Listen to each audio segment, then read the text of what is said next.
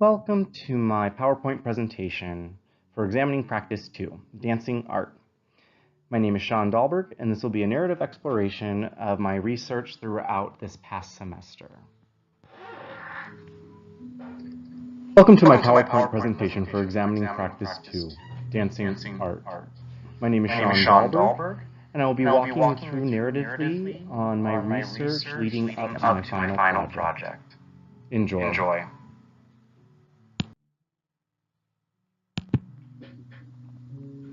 This project stemmed from research done over the summer for my final project in examining Practice 1, labeled Drawn to Dance, where I studied the movement in my wrist to inform my choreographic process.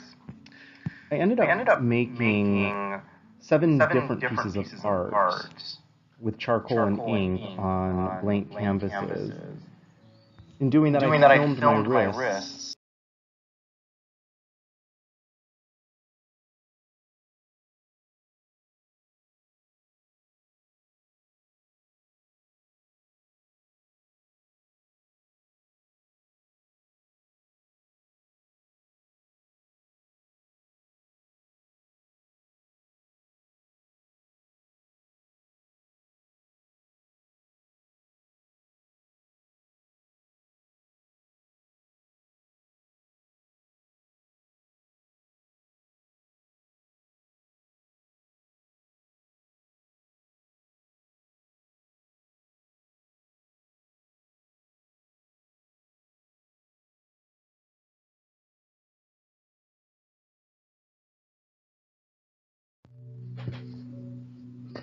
After the success of my final research project for semester 1, I decided instead of studying my own wrist movements, I would study and examine the movements of my collaborative artist for creative synergy, Dan Hutton.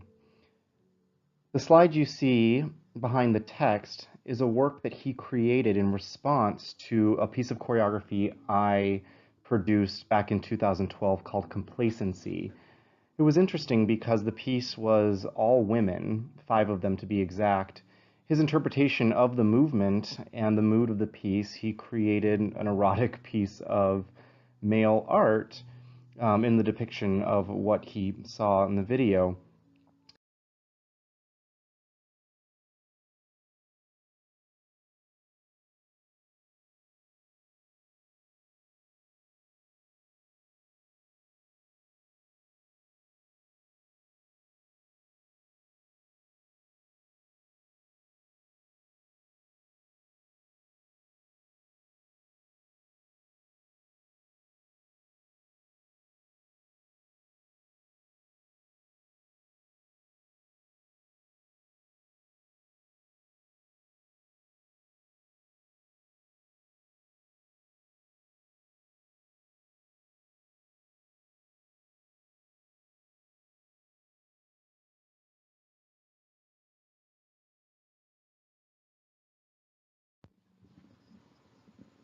After Drawn to Dance was complete, not only as a solo work performed by myself over the summer semester, but transferred into 2 separate solos, which became a duet for my residency, I hit a wall in my research. I started to understand that if these tasks were given to other artists, the outcome would clearly be different. For some reason, this bothered me, so I decided to take a different approach to the research going forward. For my project 1, for examining practice, I studied a Chinese artist named Jia Lu. I picked her specifically because of her focus on hands and wrists.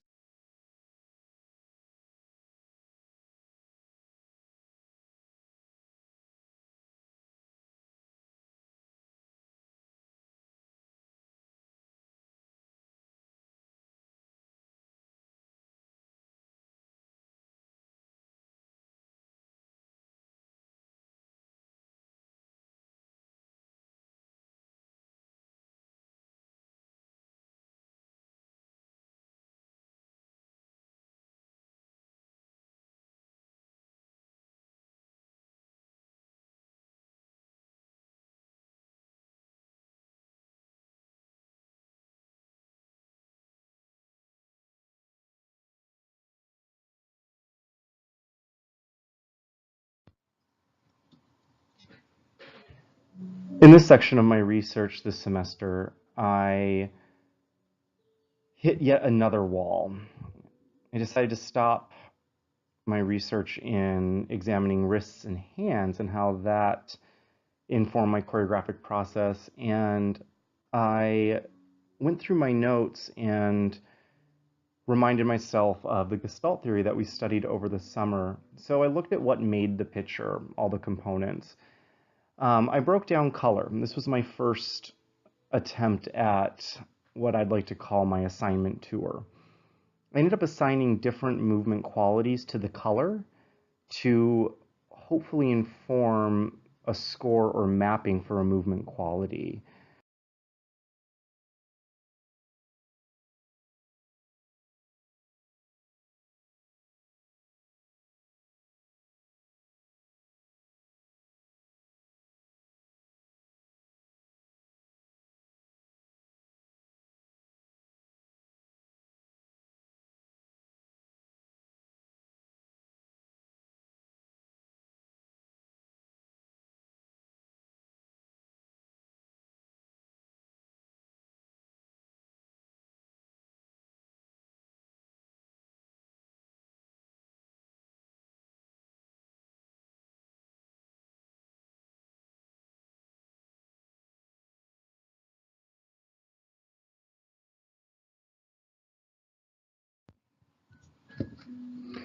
To the left, you'll see my assignments to colors.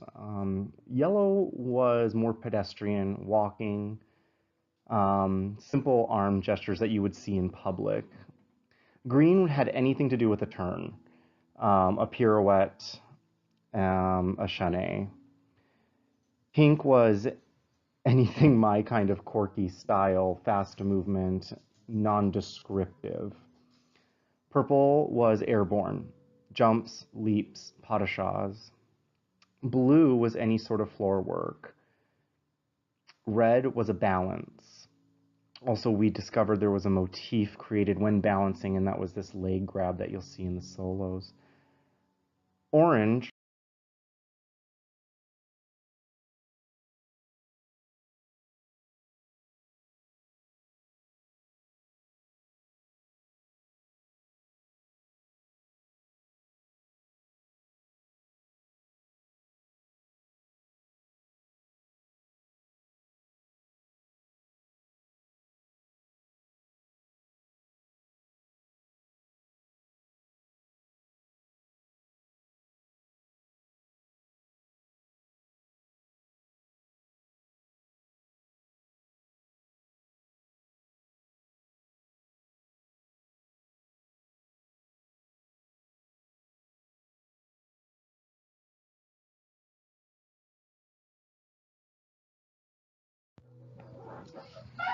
The images depicted below were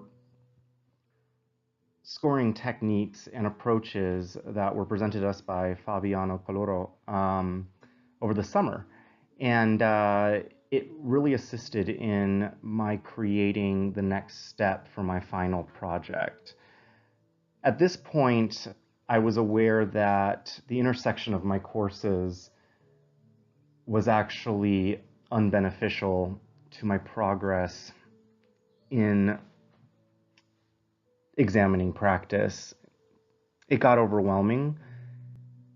So by studying this, I was able to go back and really put together something for research and development, which ended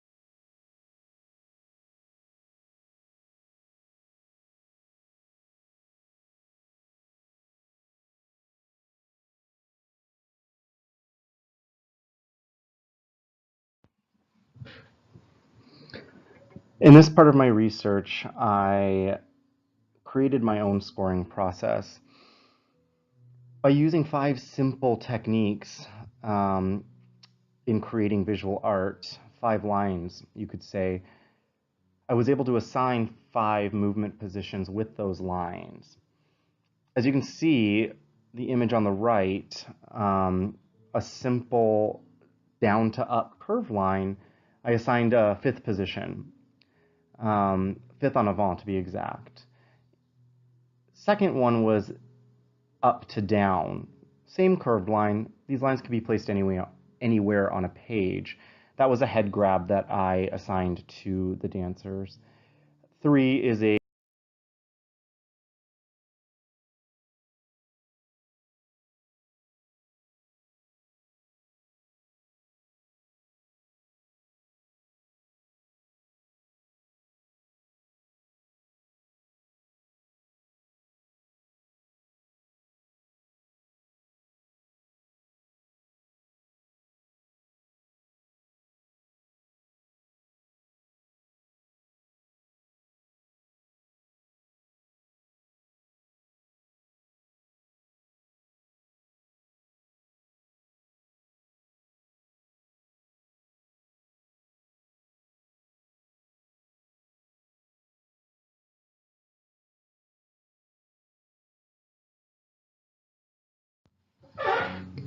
Here are some examples of what my students at the Florida Ballet produced.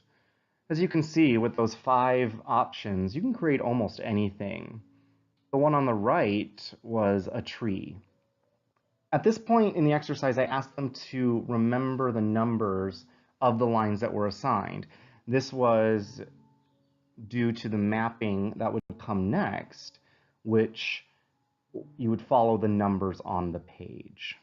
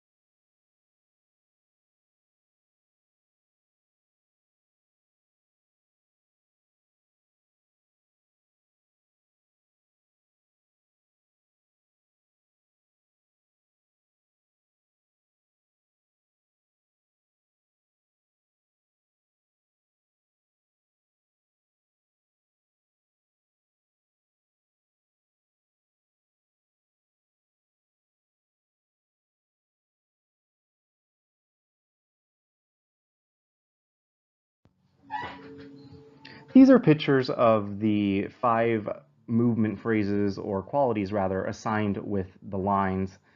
Um, Again, the head grab up to your corner left was number 2. Number 1 was second to the right, the 5th en avant position. The circle was the turn. That's the coupé position with the girl in the center. The wrap all the way to the right was the squiggly line. And the floor work, as you see on the bottom of this slide, was the angle or 2 sharp straight lines.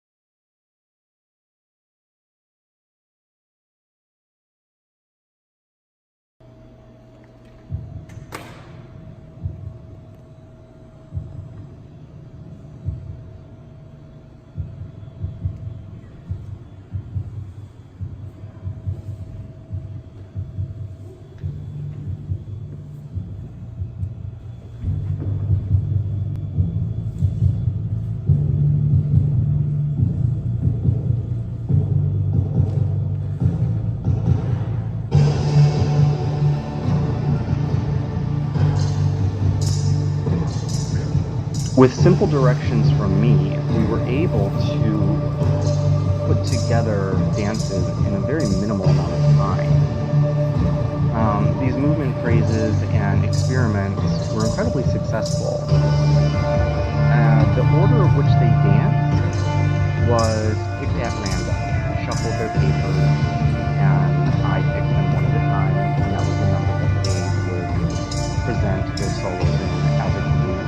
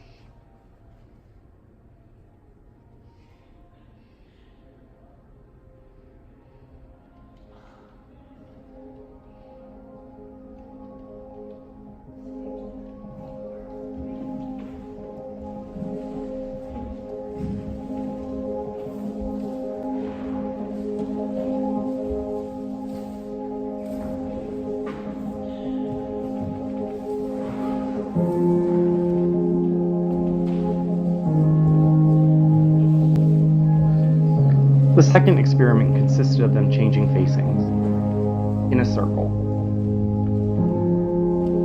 We decided to continue the same order specifically for time constraints and the age group of the dancers performing these tasks. I didn't want to confuse them or throw a wrench, per se, into their process. So it's the same order as you see in the slide prior. The only difference was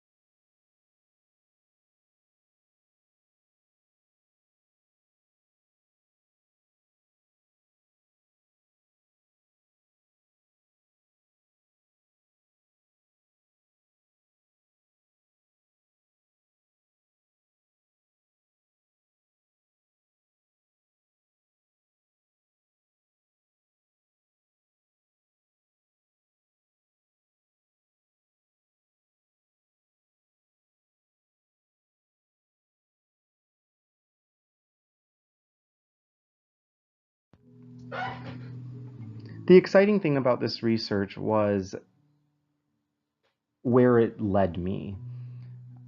I definitely know I am not done, and I'm incredibly excited to keep going in hopes of making this a codified actual exercise or choreographic technique that could be shared with others in the academic setting.